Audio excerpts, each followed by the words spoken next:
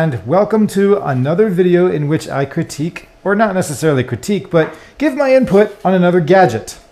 Today I'm going to talk about the MacBook Neo.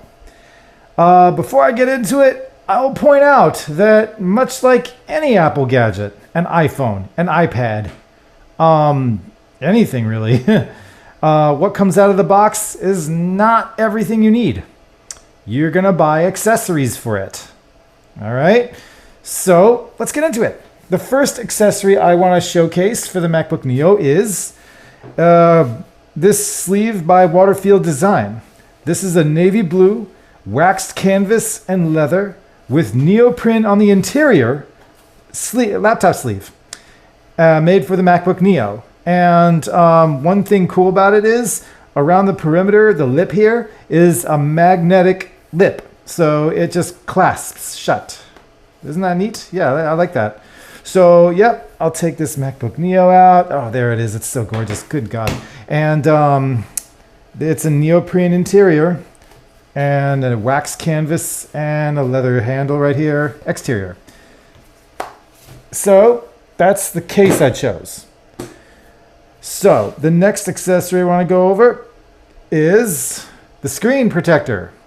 I got a matte finish screen protector from Super Shields. Here, I'll show you what the box, I'll show you what the packaging looks like. It's Super Shields, this guy right here. Yeah, so I got a plastic screen protector, not a glass screen protector. And the reason why is glass is heavier. I didn't want to put too much stress on the hinge. Glass is thicker. I did not want to have resistance on the hinge when I close this down. Plastic is lighter and plastic is not as thick. So we respect the build quality, and it's great build quality, by the way. So yeah, matte finish around the chassis, matte finish around the screen. Here, look at that. Look at how it handles glare. It's so much better than the glossy screen it comes with. I'm not a photo or video editor, and thank goodness, because it doesn't come with a professional color gamut that's included in the MacBook Air, MacBook Pro. So you wouldn't always, professional photo or video editors wouldn't always want a screen protector or a matte finish screen protector because it saturates the color of that color gamut that they pay extra for in a MacBook Air, MacBook Pro. Me, however, I don't do any of that, so I don't care. And this MacBook Air doesn't have that extra color gamut, so great. I don't care. Another accessory I like to use with this is the MX Master 3S mouse from Logitech. So another thing that this lacks compared to a MacBook Air or Pro is a haptic feedback motor around the trackpad area. Instead, it's a clickable one. It clicks. And you know what? I don't care. The reason why I don't care is because I got a mouse. And I have a really good mouse. I like my mouse. So I'm good. It doesn't have a backlit keyboard. I don't care. I took typing classes when I was in grade school, and you weren't allowed to look at your keyboard while you were typing. I was trained to look at my screen and just type. So I don't look at the keys. It could be dark. I know where the keys are. I don't look at my keyboard while I type. I just don't, okay? So that's that. There's two USB ports here. This one does USB 3.0. This one does USB 2.0. Cool. It doesn't do Thunderbolt. Okay.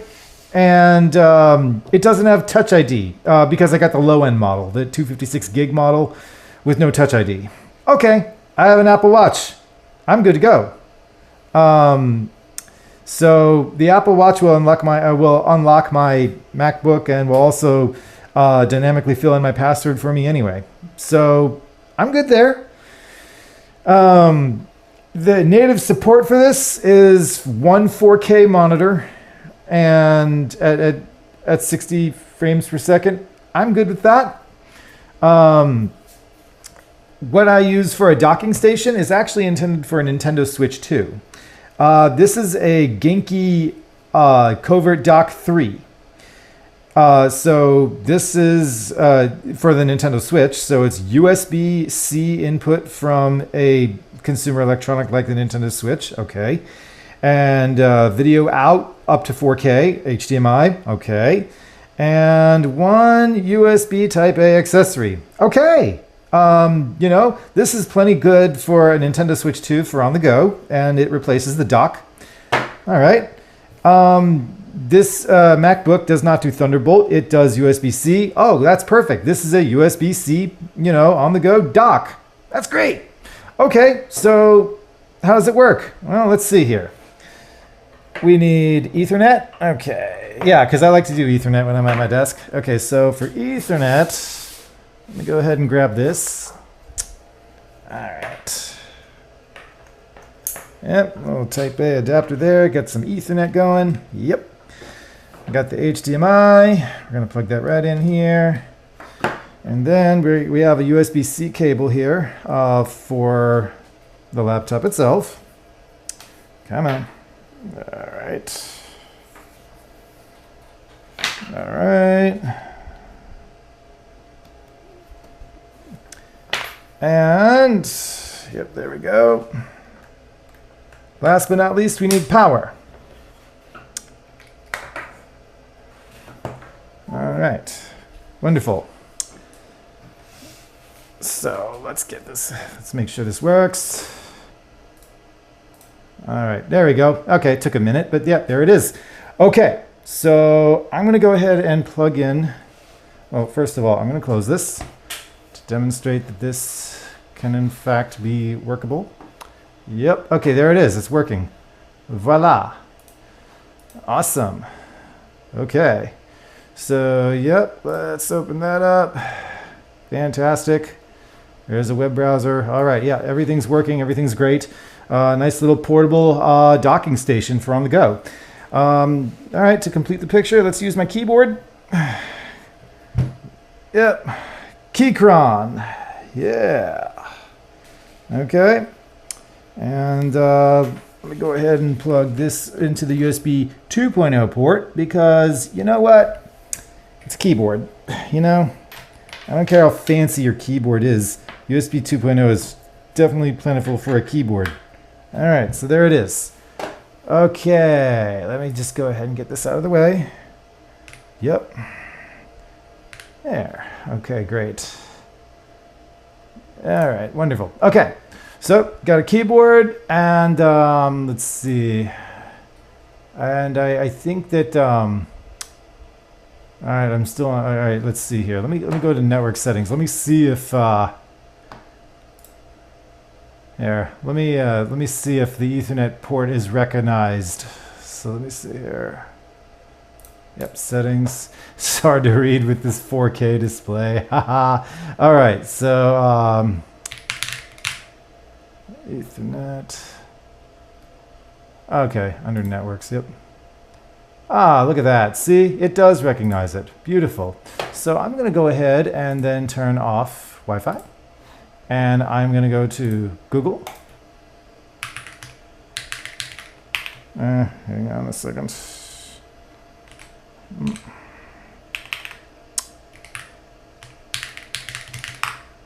All right, yep. And I have, yep, full-blown Ethernet connectivity and all. All right, beautiful. So, yeah, I mean, like many electronics you buy, what you get out of the box is not everything you need. You're going to buy accessories. These are the accessories that I chose. But the pounding question is this laptop good enough for most people? I can't answer that. But I'll answer, but here's my suggestion. This is the internals of an iPhone 16 Pro, and the iPhone 16 Pro I never had a problem with. I'm not going to waste your time with running benchmarks or opening up tons of browser tabs, any of that stuff. I will point out that I can open all Office applications for Microsoft Office. I can open over 80 browser tabs. I've done that, and you can watch YouTube videos on that from somewhere else. I'm not going to waste your time. And when doing so, I will also point out that this laptop does not heat up. Like, I could have this on my legs and it does not cook my legs. I could have it on my lap and it's not hot to the touch. So a laptop that sits on top of my lap. How about that? So there's no fan in here. I could leave this powered on, disconnect these cables, throw it in this bag, which would smother any other laptop. This Dell laptop, this got heating vents on the bottom. It's got a fan in it. If I just did that with this laptop, no, it would cook itself. No, this one, no, it doesn't do that. It stays nice and cool to the touch, so I really appreciate that. But is it good enough for anybody? Is it good enough for most people? I don't know about most people. I don't know. But what I do for work, I'm an IT professional. What I do for work revolves more so on the cloud. Let it be applications, let it be where I store my data. So I don't need a lot of local resources. I really don't. And is it good for gaming? Well, okay. Nothing from Apple is great for gaming, and that's primarily because of the games that are available. Let's get some games available, and let's get current titles.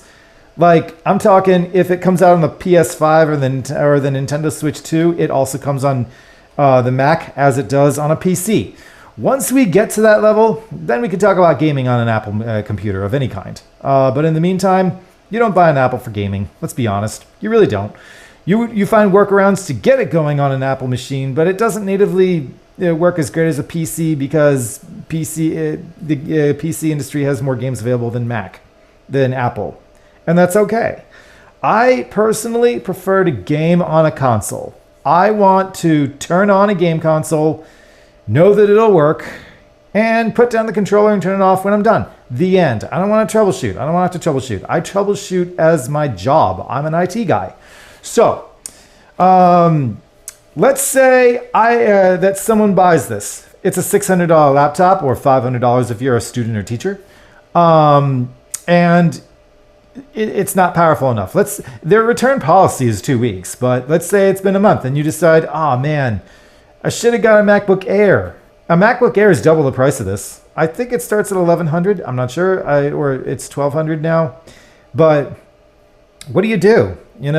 Now I have this $600 laptop, and it's not like I have as much to throw around. It's not like I can go out and spend $1,200 on a MacBook Air now, like I feel like I should have. What do? Well, here's the thing. Here's what I had. You saw my prior videos before. Back behind this monitor, I have a Mac Mini right here, and that is the bottom end configuration Mac Mini. That's a $600 build. So, okay. The Mac Mini desktop has the same chip as a MacBook Air or a bottom end MacBook Pro. Key difference between a MacBook Air and a bottom end MacBook Pro is a cooling fan. The MacBook Pro has a cooling fan.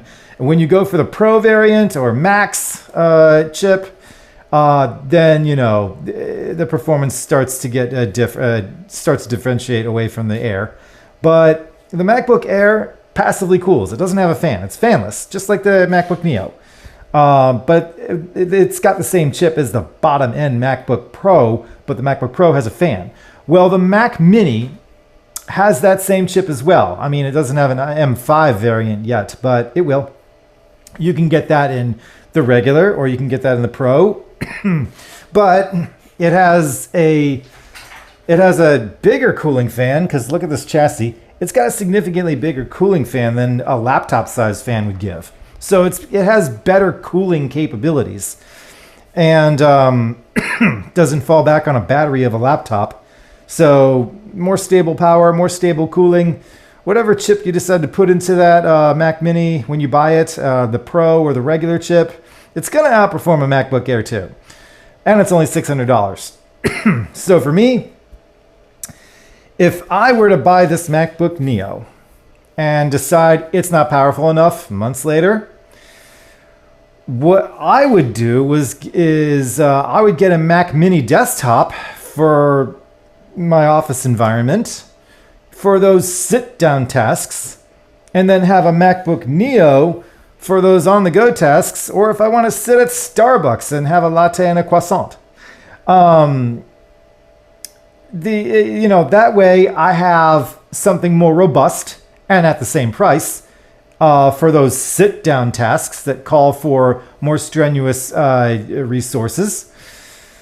And I have this for on the go that doesn't call for as many resources, for checking email, for doing web browsing, for watching YouTube, for for using Microsoft Excel, Word, Outlook, what have you,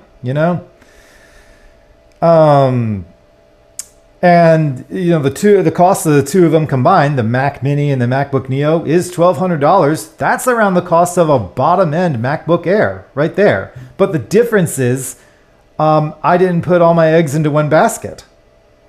If I'm at a cafe, looking so good with my MacBook Neo, and I spill coffee on it, oh no! Am I out of commission? Can I not do work for the day? No, of course not. I can drive home and I can just sit at my desk. Good to go. And then I'll just wait till I come up with $600 and get another and move on, because I'm not out of commission at all. What if something happens to my Mac Mini? Well, look where it is.